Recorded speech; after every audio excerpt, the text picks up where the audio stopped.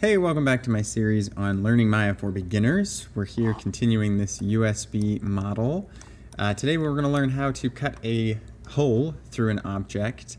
There's several ways to do this. We're just going to show you one and make kind of the metal piece in the front here. So I'm going to start with grabbing another cube. I like looking at my 4 views so I can pretty easily just scale this where this needs to be. Squish this down a little bit. No, I'm already thinking about the white piece inside the metal piece already. So let's actually make the metal piece. And I may not be super exact on everything today. Mostly just want to get this as close as possible. So as we've talked about in modeling, you always want to go from your biggest changes to your smallest details. So I'm going to extrude this face in and give it a pretty small little offset change here to give it a lip all the way around. The extrude button, Control E, and just push this back. I can look at my other views here to see about how far back I'm pushing that. That should be fine. So now we want to talk about getting the holes here in the top. Now before I start adding too many details, this might be a good time to bevel like I had done to the other object. So I think I am going to do that real quick. Run a quick bevel here. Maybe do 2 segments. Fraction is looking pretty good. I'll kind of go with this.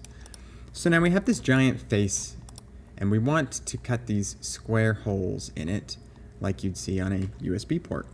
So I need some new geometry to make that happen. So I'm going to start with my Insert Edge Loop, Mesh Tools Insert Edge Loop.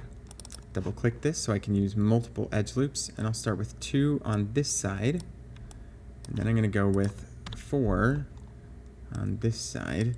And the reason I did that, just so you can get a quick idea, is now I have these 2 square faces that I can work with. So they're not the right size yet, but this is where I want the holes essentially to go. So I'm going to switch back over to edge mode and let's just kind of move a couple things around here. So I can scale these maybe a little closer together, take these outer edges a little bit wider apart, and I think even these should probably be spread out a bit. And let's just call this good. So I've got these 2 faces. What we want to do is set up proper geometry on both sides of where this hole is going to go. Now if I was doing a circle, I would kind of make this more hexagonal or octagonal, and then when you smooth things out later, it will turn into a bit of a circle. But since we're going with squares, I want the same geometry that I see here on the underside. So I'm going to go back to my Insert Edge Loop. This time we'll just do 2 and put those on the inside. And now I just need to get these faces to be basically the same size as these faces. So good way to start, in a top view, I can go to my 4 mode, which is my wireframe. Can just move these around, scale these out, and get that about there. I may not go super exact today. And then you'll notice if we look at this edge loop, the outside of the edge is going to be wider than it is when it contours in here to the inside edge. So quick easy fix here, I can just select my whole loop and using the scale tool just shove this into a straight line. So I'm going to go around and do this for all of these. Now I'm seeing oh no, that was just my viewport being weird. Thought I didn't see this line here. Always good to look for errors and see what might be happening. So with this, I can now select these faces and just delete them. And I'll grab these 2 and delete those as well. So we've cut out essentially where we want this hole to go, but now we're missing some faces so we can see the inside of our model. This is a quick time to talk about kind of the normals, the directionality of these faces. So every face has the front side and this black shadowed back side.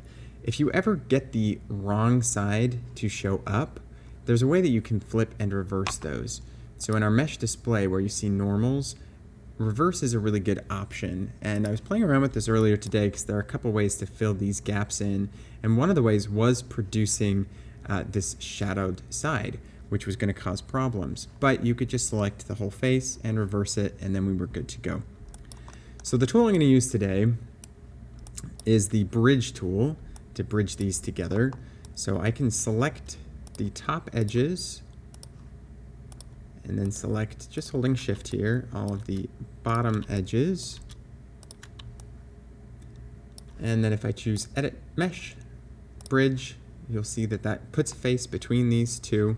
I could add more divisions to this if I wanted to. You've got some other options if you wanted to taper or twist things. But for what we're doing, that cleans it up pretty nice. So we'll do the same thing on the other side.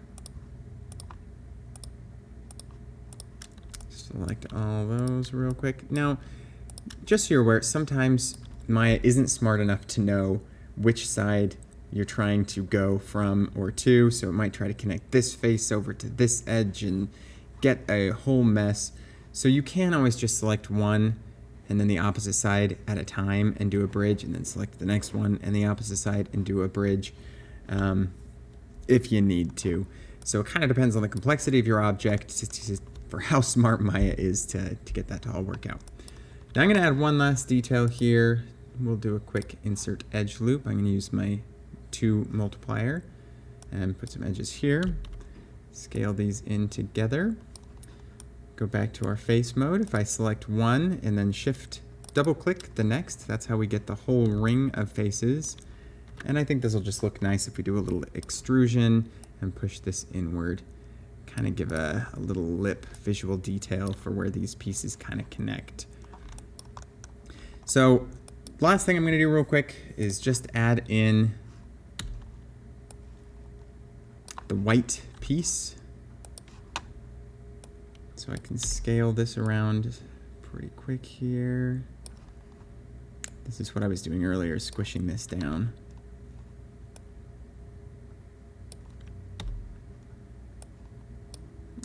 And we lost it.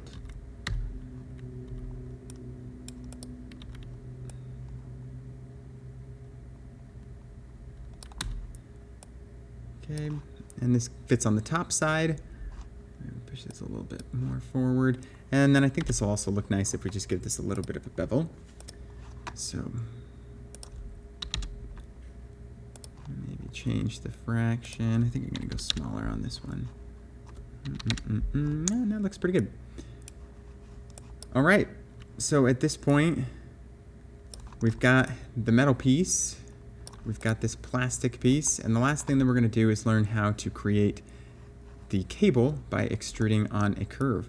So hopefully this gave you a little bit of insight on how you can create holes in an object. You just want to get the geometry looking correct on both sides, and we'll look more at this as we go. And you can still do more to this object, of course. You know, select these and maybe give all these a bevel so it's not a super sharp edge here. That's always something that I like to do, is just bevel everything. Let's go 0.2 on that one as well.